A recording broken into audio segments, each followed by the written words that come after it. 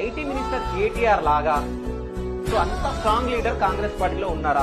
ఒకవేళ కాంగ్రెస్ పార్టీ నుంచి IT minister గా ఎవరు ఉండబోతున్నారు? కేటీఆర్ 10 సంవత్సరాలు ఐటీని డెవలప్ చేశాడు. ఇంకా ఏ ఐటీ మినిస్టర్ వచ్చినా కూడా ఊరికే కంపెనీస్ ఇప్పుడు వద్దన్న వస్తాయి హైదరాబాద్ కంపెనీస్ కు. అంత ఇన్ఫ్రాస్ట్రక్చర్ బిల్డ్ చేశాడు హైదరాబాద్ లో, no doubt about it.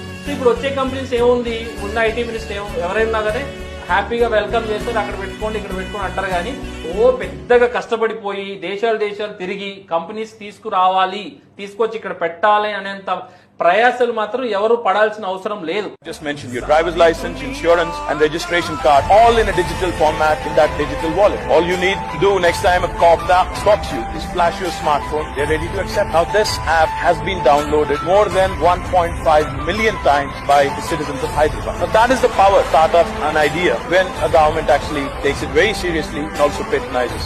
IT minister KTR లాగా